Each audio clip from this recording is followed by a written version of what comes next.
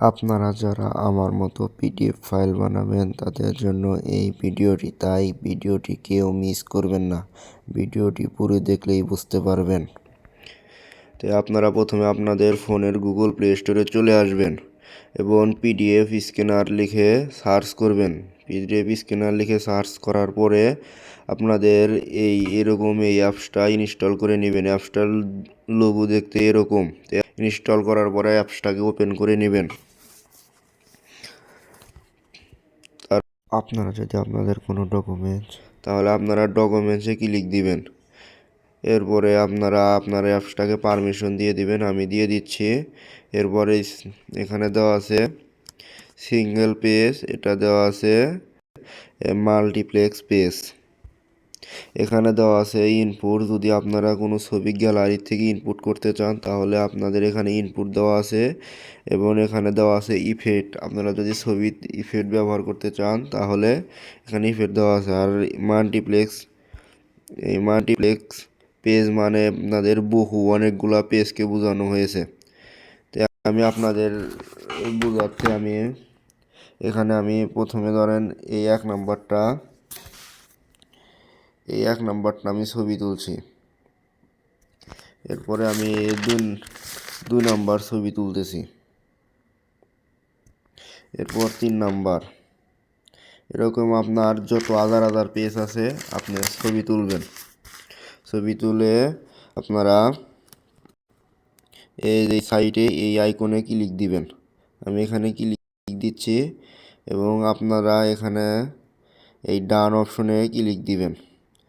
দেওয়ার পরে অরিজিনালি রাখবেন, না হলে একটু রাখতে চান রাখতে পারবেন। তারপরে সেভ হলে ক্লিক দিবেন এবং পিডিএফ ফাইলটার নাম দিয়ে দিবেন। আমি সেভ অপশনে ক্লিক দিবেন। এরপর কেবল যে পিডিএফটা বানিয়েছেন এটা ওপেন করবেন। দেখেন এই যে আমার পিডিএফ ফাইলটা হয়ে গেছে। যে আপনাদের গ্যালারি থেকে কোনো পিডিএফ ফাইল বানাবেন, তে আপনারা এখানে গ্যালারি আছে, এখান থেকে আপনি গ্যালারিতে ক্লিক দিবেন। এরপর আপনারা গ্যালারি থেকে যে কোনো ছবি সিলেক্ট করে নেবেন।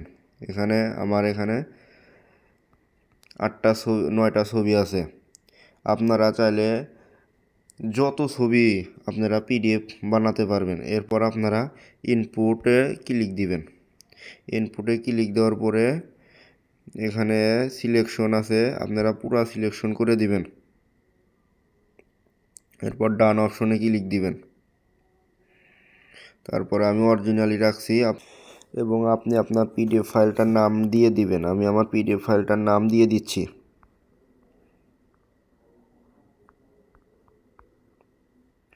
আমি আমার পিডিএফ ফাইলটার নাম দিয়ে দিছি ইয়াসিন আহমেদ। এরপর আপনারা এখানে সিলেক্ট কোয়ালিটি আছে, আপনারা লো রাখতে পারেন, মিডিয়াম রাখতে পারেন এবং রেগুলার রাখতে পারেন। তো আমি এখানে রেগুলার রেখে দিচ্ছি। এরপর সেভ অপশনে ক্লিক দিবেন। তারপরে এখানেও আপনারা ওপেন করবেন। দেখেন আপনার পিডিএফ ফাইলটা ওপেন হয়ে গিয়েছে। দেখতেই পাচ্ছেন আমার পিডিএফ ফাইলটা ওপেন হয়ে গিয়েছে। আপনারা চাইলে এইভাবে আমার মতো পিডিএফ ফাইল বানিয়ে নিতে পারেন। যদি ভালো লেগে থাকে তাহলে অবশ্যই চ্যানেলটিকে সাবস্ক্রাইব করবেন। আর এরকম নতুন নতুন ভিডিও পেতে অবশ্যই আমাদের চ্যানেলটিকে সাবস্ক্রাইব করবেন। ধন্যবাদ।